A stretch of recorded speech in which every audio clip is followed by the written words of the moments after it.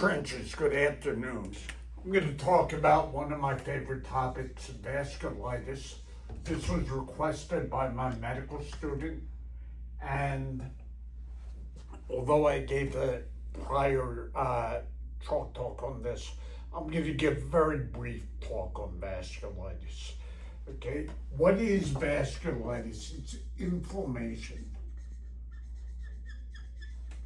of blood vessels.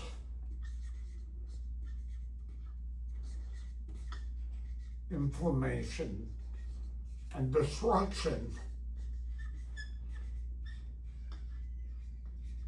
of the walls. So there's a process that inflames the blood vessels, and really they can respond two ways.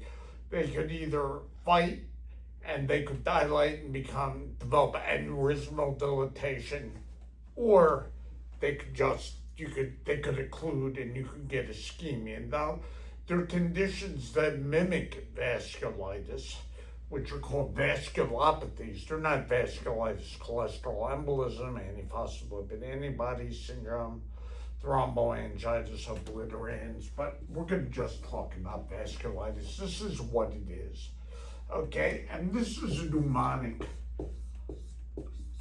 I learned a long time ago from the great vasculitis guru, David Hellman from Johns Hopkins, and it's called SPIM. And when you're thinking of vasculitis, think of this mnemonic. S is subacute. So they don't acutely present. They've been lingering on. The exception to this is giant cell arteritis. That could be acute. Painful. Vasculitis involves pain, there's inflammation, it hurts.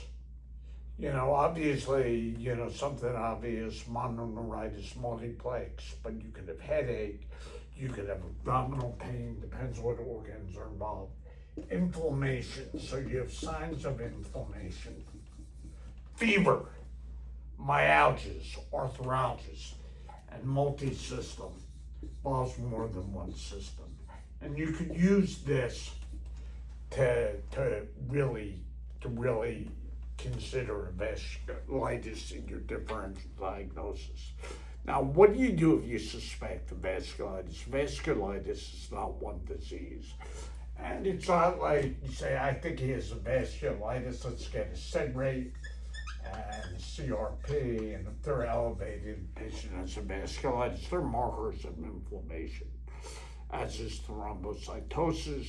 You could have anemia, chronic disease mediated by hepcidin. So when you think of vasculitis, you need to know how to characterize it, classify it. So you have large vessel, medium-sized vessel, small vessel, and very small vessel. So the large vasculitides, you really think of the big two, and there are others, but this is a basic talk. Giant cell arteritis and Takioso's arteritis. Medium-sized vasculitis, the classic diseases, polyarteritis nodosa. Small vessel vasculitides are the ANCA-related diseases, and this would consist of granulomatous polyangiitis, microscopic polyangiitis, and eosinophilic granuloma polyangiitis. Used to be called Wagner's, used to be called Church-Strauss. And the very small vessel vasculitides are immune complex vasculitis. Okay, so say a few words about each of these and then we're going to stop. Large vasculitis, giant cell arteritis exists, usually in older people, especially over 50, but the older you get, the higher the risk. And the risk of not making this diagnosis, patient could go blind. You could get an ischemic optic neuropathy, an arteritic ischemic optic neuropathy, so you can't take any chances. And if you have especially an elderly patient with a headache or systemic symptoms, you have to think of this.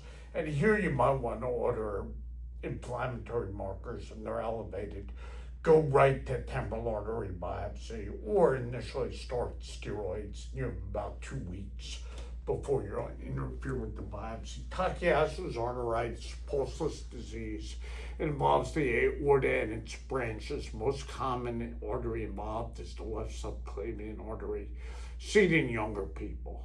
And although it's reported in the Far East, you could see it in all demographic groups. And you have inflammation, inflammatory phase, and then the occlusive phase. Polyarteritis nodosa is something people learn about. It used to have a strong association with hepatitis B. Now not as much, because hepatitis B has become very treatable. Here you have celiac artery involvement, you can have renal artery involvement, mesenteric artery, other mesenteric blood vessels, and you can have mononeuritis multiplexers and liver involvement, cardiac involvement. And to diagnose this, the blood test with the congenital form, there's adenosine deaminase, but that's getting a little trickier.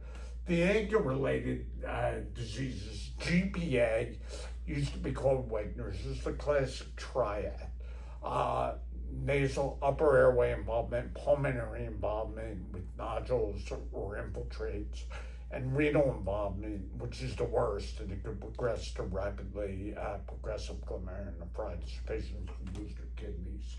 Microscopic polyangiitis is like GPA. With GPA, you have 3 things on biopsy: necrobiosis, vasculitis, and granulomas. Okay, with MPA, you have no granulomas. Okay, and this doesn't involve the upper airway, just the lungs and the kidneys. Like GPA, probably a little more indolent. EGPA, this is often related to asthma, and these patients have eosinophilia, and they have asthmatic symptoms, and there are some flavors to this. The very small vessel vasculitides classically involve the skin. You see something called a palpable purpura. And you see a purpura which is non-blanching, and it's palpable, and vessels don't blanch. And if you do a skin biopsy, you'll see something called a leukocytoclastic vasculitis. And I'm writing these down. I realize my writing is illegible. Okay, and this you see nuclear dust. You have immune complex attracting complement, attracting white cells, destroying blood vessels. And this could be idiopathic, it could be associated with connective tissue diseases like lupus, it could be associated with cryoglobulinemia, it could be associated with Hemlock-Schulman purpura. So this is an overview of vasculitis. So you have to realize vasculitis is not one disease. Okay, you have to think of it, and you could use the mnemonic SPIM. Then you have to classify it. Okay, with giant cell arteritis, you're not going to have skin involvement. Now, you may with polyarteritis nodosa, but you'll have like nodules or papules, you're not going to see palpable purpura. Okay, everyone with a vasculitis doesn't need an ANCA, but if you're worried about this, you have to look at urinalysis and check kidney function, as well as image the chest. And if you're worried about an ANCA-related vasculitis, classically, but not 100%, with GPA, you have a C-ANCA, protease 3, and with these other ones, you have a P-ANCA. ANCA is positive, about 50 to 60% of GPA. After that, you need to evaluate what blood vessels are involved. And the treatment involves steroids or immunosuppressants. I'm not going to get into the treatment right now. And we're going to stop there. This is just a very quick, short talk on vasculitis. Done.